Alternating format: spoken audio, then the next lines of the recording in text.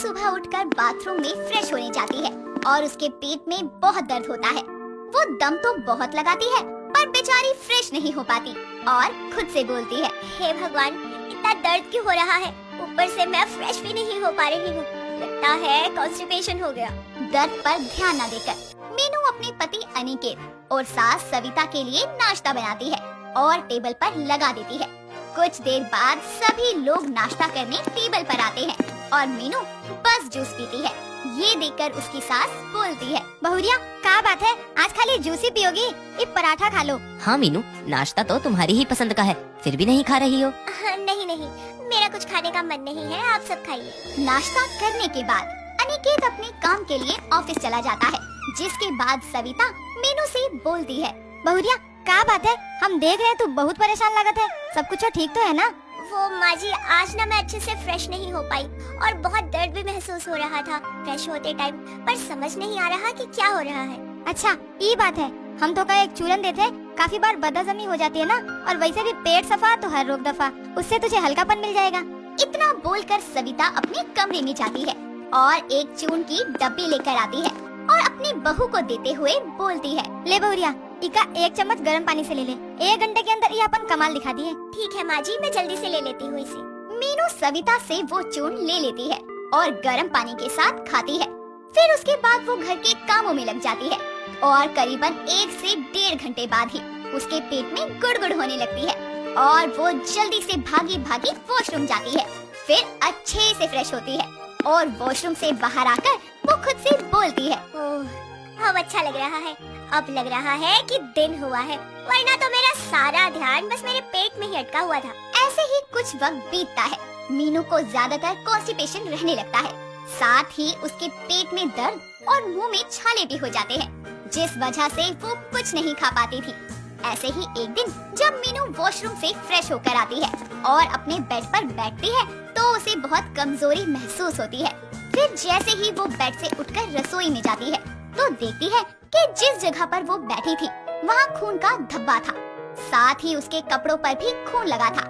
ये देखकर वो बोलती है, अरे ये क्या है, अभी तो मुझे पीरियड्स भी नहीं हुए हैं, फिर ये ब्लड कहाँ से आ गया? वॉशरूम में जाकर चेक करती हूँ। मीनू वॉशरूम में जाती है और चेक करती है, पर उसे पीरियड्स नहीं आए थे। इस बात से वो और घबरा जाती है और जल्दी से अपने कपड़े बदलती है और साथ ही बेडशीट भी। और ये सारी बात जाकर वो अपनी सास को बताती है, जिस पर सविता बोलती है, अरे बहू, भगवान नहीं करे, जैसा हम सोच रहे हैं कहीं तो का वैसा ही तो नहीं हो गया? क्या माँ जी, क्या हुआ है मुझे? तू अभी डॉक्टर के पास चल। जिसके बाद सविता मीनू को डॉक्टर के पास ले जाती है, जहाँ मीनू डॉक्टर को अपनी सारी प्रॉब्लम बताती है और डॉक्टर मीनू का चेकअप करती है और रिपोर्ट्स आने का वेट करती है। कुछ देर बाद मीनू की रिपोर्ट्स आती है और डॉक्टर उसे बताती है, मीनू जी, आपको पाइल्स की प्रॉब्लम है, जिस वजह से आपको कॉन्स्टिपेशन भी रहती है, पर आपने शायद गौर ना किया हो, पर जब भी आप फ्रेश होती हैं तो आपकी बॉडी से ब्लड भी निकलता है। इस बीमारी में आपको बहुत ज्यादा सावधानी की जरूरत है, नहीं तो आपका ऑपरेशन करना होगा। नहीं नहीं डॉक्टर, मुझे ऑपरेशन नहीं करवाना, आप बताइए मुझे क्या, कब, कैसे करना होगा, मैं सब कुछ करूंगी। मीनू जी, सबसे पहले तो आपको मिर्च बिल्कुल नहीं खानी है और अपने खाने में ज्यादा से ज्यादा फाइबर ऐड करना है। जितने भी रेशे वाले फल हैं उन्हें खाइए, ज्यादा पानी पीजिए, साथ ही गोलगप्पे, चने की दाल, सफेद छोले, मोमोज आपको बिल्कुल भी नहीं खाने हैं। जी, जैसा आप कहेंगे मैं बिल्कुल वैसा करूंगी। डॉक्टर से चेकअप के बाद मीनू और सविता घर आते हैं, जिसके बाद मीनू सब वैसा ही करती है जैसा डॉक्टर ने बताया था। सादा खाना, दवाई टाइम पर लेना और संतरे, पपाया, अनानास जैसे फलों का सेवन करना। वो ऐसी ही चीजों का सेवन अपनी डाइट में सबसे ज्यादा करती है। कुछ टाइम बाद उसकी पाइल्स की प्रॉब्लम में सुधार होना शुरू हो जाता है और ऐसे ही एक दिन, बहुरिया, अब तुम्हारी तबीयत कैसन है? अब तो का दिक्कत नहीं होता है ना? नहीं नहीं माँ जी, मैं बिल्कुल ठीक हूँ, आप चिंता मत करो। अरे बहुरिया, चिंता कैसे नहीं करे, तुम हमारी जिम्मेदारी हो, तुम्हारा ख्याल रखना भी जरूरी है हमारे वास्ते। इतना कहकर सविता वहाँ से चली जाती है और कुछ ही दिनों में मीनू बिल्कुल ठीक हो जाती है और उसकी दवाइयाँ भी खत्म हो जाती है। जिसके बाद वो वापस डॉक्टर के पास चेकअप करवाने जाती है। तभी डॉक्टर उसे बोलती है, मीनू जी, अब आपको पहले की तरह दिक्कत तो नहीं आ रही ना, चलने फिरने में या फिर फ्रेश होने में? नहीं डॉक्टर, अब मैं एकदम फिट एंड फाइन हूँ। अब मैं बस ये पूछना चाहती थी कि क्या मुझे दवाई आगे कंटिन्यू करनी है या फिर बस? नहीं नहीं, अब बस आप अपना ख्याल रखना, यही बहुत है। डॉक्टर से बातचीत करने के बाद मीनू वापस अपने घर आती है। वक्त बीतता है और मीनू सादा बिना मसाले का खाना खा खा कर बोर हो जाती है। ऐसे ही एक दिन वो अपने रूम में बैठी फ्रूट चाट खा रही होती है। तभी वो खुद से बोलती है, यार कैसी बीमारी है मुझे, मैं अपनी पसंद का कुछ खा भी नहीं सकती हूँ। हर चीज सोच समझ कर खाओ। नहीं, मुझसे ये सब और नहीं होता।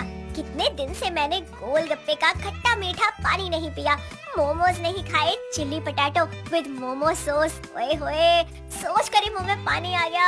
आज ही बाजार जाकर खाऊंगी। इतना सोचकर वो शाम को जब अनिकेत के साथ बाजार में सब्जियां लेने जाती है, तभी वो एक चाइनीज फूड स्टॉल को देखकर अनिकेत से बोलती है, सुनिए जी, मुझे मोमोज और तीखे से चिली पोटैटो खाने हैं। पर मीनू, तुम अभी तो ठीक हुई हो, फिर से ये सब खाओगी तो बीमार हो जाओगी। जी कुछ नहीं होगा, खाने दीजिए ना। मैं वो बोरिंग सी दवाइयाँ और फीका खाना खा खा कर बहुत पक गई हूँ। और वैसे भी एक दिन चीटिंग कर लूंगी तो कौन सी आफत आ जाएगी। ठीक है, जैसा तुम चाहो खा लो, मुझे कोई दिक्कत नहीं है। तुम्हें ही परेशानी होगी, फिर मत रोना। मीनू अनिकेत की बातों को इग्नोर करते हुए जल्दी से चाइनीज स्टॉल पर जाकर अपना खाना ऑर्डर करती है, जिसके बाद वो पेट भर कर तीखा खाती है और मजा लेती है। कुछ ही देर बाद दोनों पति पत्नी अपने घर आते हैं और आधी रात को मीनू को पेट में अचानक दर्द उठता है और उसकी बिगड़ती हालत को देखकर अनिकेत और सविता उसे डॉक्टर के लिए जाते हैं, जहां मीनू डॉक्टर को सब बताती है और डॉक्टर बोलती है, देखिए मीनू जी, अगर आपको अपनी बॉडी से प्यार नहीं है तो आप दिल खोल कर तीखा खाइए, ऑपरेशन करवाइए, फिर से खाइए, फिर से करवाइए, क्योंकि आप जो कर रही हैं इसमें नुकसान आपका खुद का ही है और किसी का नहीं। आप जितना खुद का ख्याल रखेंगी उतना बेहतर है, बाकी आप समझदार हैं। डॉक्टर की बात सुनकर मीनू को अपनी गलती का एहसास होता है और वो वापस से अपनी डाइट का फुल ख्याल रखती है। साथ ही अब वो उतना ही मिर्च मसाला खाती जितना उसकी बॉडी झेल सकती। लवन्या अपने हाथों में सब्जी लिए हाफते हुए घर आती है और उसे ऐसे आता देखकर उसकी माँ कविता उसे बोलती है, क्या हुआ, ऐसे क्यों भागती आ रही है? माँ, आप भी सुनेगी ना तो हंसते हंसते पागल हो जाएगी। मैं तो अच्छा भला सब्जी ले रही थी, तभी एक कुत्ता मुझे देखकर भौंकने लगा। उसे भौंकता देखकर मैं डर गई, मैं भागने लगी और वो कुत्ता मेरे पीछे भागने लगा। अच्छा ठीक है, अब जाकर अपना हुलिया बदल ले। लड़की की माँ सुमन तुझे देखने आ रही है। कौन सुमन? तेरी होने वाली सास। और हाँ, जब लड़के वाले तुझे देखने आए तो अपना ये रेडियो बंद रखना, बहुत बड़े घर से तेरे लिए रिश्ता आया है। इतना बोलकर कविता तैयारियों में लग जाती है। कुछ ही देर बाद में सुमन अपने बेटे अरमान के साथ में लवन्या को देखने आती है और उसे पसंद करके रिश्ता पक्का करके चली जाती है। सबके जाने के बाद लवन्या अपने कमरे में बैठकर खुद से बातें करती है, जिसे देखकर कविता उसके पास आती है और उसे बोलती है, सुन बेटा, मुझे तुझसे बहुत जरूरी बात करनी है। हाँ हाँ बोलिए ना। देख बेटा, तू बहुत भोली है या तो फिर बेवकूफ, इसलिए तुझे समझा रही हूँ। वहाँ अच्छे से रहना, क्योंकि अरमान और उसका परिवार थोड़ा सीरियस किस्म का है, तो इसलिए वहाँ जो भी बोलना सोच समझ कर बोलना। माँ, मैं सोच समझ कर ही बोलती हूँ, और वैसे भी मैंने कहीं पढ़ा था कि पहले सुनो तोलो फिर बोलो, इसीलिए मैं हर जगह सोच समझ कर बोलती हूँ। आप टेंशन मत लो, बस मेरी शादी की तैयारी करो। लवन्या का भोलापन और उसकी खुशी देखकर कविता उससे ज्यादा कुछ नहीं बोलती। कुछ ही दिनों में अरमान और लवन्या की शादी हो जाती है। शादी की पहली रात को लवन्या अपने रूम में अरमान का वेट कर रही होती है। तभी उसकी नजर ड्रेसिंग टेबल पर रखे हुए परफ्यूम पर पड़ती है, जिसे उठाकर वो अपने हाथों पर लगाकर उसे सूंघने लगती है। तभी अरमान रूम में आता है और ऐसे उसे अचानक आता देखकर उसके हाथों से परफ्यूम नीचे गिर जाता है, जिसे देखकर अरमान बोलता है, सॉरी, मैंने आपसे बिना पूछे आपका परफ्यूम लगा लिया। मुझे पता है कि किसी से पूछे बिना उसकी चीजों को नहीं छेड़ना चाहिए। अरमान उसकी बात का कोई जवाब नहीं देता और अपना बिस्तरा लेकर वहाँ से निकल जाता है। अगले दिन भी अरमान बिना लवन्या से कुछ भी कहे ऑफिस निकल जाता है। अरमान के जाने के बाद लवन्या अपने रूम में बैठकर टीवी में मूवी देखने लगती है। तभी उसकी सास उसके पास आकर उसे बोलती है, लावण्या बहू, मुझे तुमसे कोई बात करनी है, तो क्या मैं अंदर आ जाऊँ? हाँ माँ जी, वैसे आपको एक बात बताऊँ, इतने बड़े टीवी में मूवी देखने पर ऐसा लग रहा है जैसे मैं हॉल में मूवी देख रही हूँ, और आप जब ऐसे कमरे के अंदर आई ना तो मुझे लगा कि टिकट चेक करने वाला आ गया। वैसे मैं मजाक कर रही थी, मुझे तो चुप रहना अच्छा ही नहीं लगता। अरमान और तुम्हारे बीच सब कुछ ठीक है ना बहू? हाँ माँ जी, वो बस मैंने उनसे बिना पूछे उनका परफ्यूम लगा लिया था, इस बात को लेकर थोड़े से नाराज है, पर आप चिंता मत करो, मैं सब ठीक कर दूंगी। मुझे भरोसा है तुम पर। और एक बात और कहनी थी कि तुम उसकी बातों का बुरा मत माना करो, वो गुस्से में कुछ भी बोल देता है। नहीं माँ जी, मैं किसी की बातों का क्या बुरा मानूंगी, और वैसे भी उनकी बात का क्या बुरा मानना जिन्होंने अभी तक मुझे कुछ कहा ही नहीं। मैंने तो अभी तक उनकी आवाज भी नहीं सुनी। वो ऑफिस का काम कुछ ज्यादा ही है ना, तो अक्सर वो ऐसे ही बिना बोले निकल जाता है, और रात को जब वो आए तो उससे बात करना तुम। जी माँ जी, तो फिर मैं अब मूवी देख लूं? कविता लवन्या से बात करके वहाँ से चली जाती है, और रात को अरमान घर वापस आता है, जहाँ लवन्या उसे बोलती है, अच्छा सुनिए ना, मैं आपसे फिर से माफी मांगती हूँ उस दिन के लिए। अब अपनी बीवी से इतनी भी क्या नाराजगी की आप बात ही नहीं कर रहे। वैसे भी मैंने अभी तक आपकी आवाज नहीं सुनी है, कहीं आप गूंगे तो नहीं है? मैंने देखा है कि अमीर घरों के लड़के गूंगे बहरे होते हैं और फिर गरीब घर की लड़कियों से शादी कर लेते हैं, और फिर बाद में पता चलता है कि वो तो गूंगा था। मैं गूंगा नहीं हूँ, नहीं हूँ, नहीं हूँ। सुन लिया तुमने? शुक्र है भगवान का, आप बोले तो सही। मुझे तो लगा था कि आप गूंगे हैं। अजीब अजीब से ख्याल आने लगे थे मेरे मन में।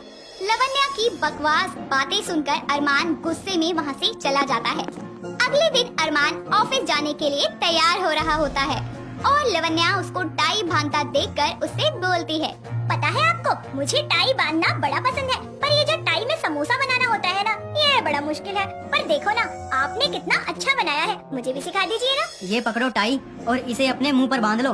इतना बोलकर अरमान गुस्से में वहाँ से ऑफिस चला जाता है, जहाँ वो सारी बात अपने दोस्त अमन को बताता है। अमन सारी बात सुनकर हंसने लगता है, और उसे हंसता देखकर अरमान बोलता है, यहाँ मेरी लगी पड़ी है और तुझे हंसी आ रही है। यार तुझे तो पता है ना कि मैं नीति से कितना प्यार करता हूँ, पर मेरी शादी जबरदस्ती लवन्या से हो गई। अगर नीति को पता चला तो यार मैं बुरी तरह से फंस चुका हूँ। देख भाई, तूने जितना मुझे भाभी के बारे में बताया है, उस हिसाब से मुझे लगता है कि भाभी बहुत भोली है, इसलिए मेरी मान और सारा सच भाभी को बता दे। अमन की ये बात सुनकर अरमान कुछ सोचता है और घर आ जाता है। घर पर जाते ही अरमान फ्रेश होने के लिए बाथरूम में जाता है। तभी नीति का कॉल आता है, जिसे लवन्या देख लेती है, और अरमान के आते ही उससे बोलती है, ये नीति कौन है? उसका बार बार कॉल आ रहा था। तुमने बात तो नहीं की? नहीं नहीं, मैंने बात नहीं की। वैसे आपकी गर्लफ्रेंड है क्या?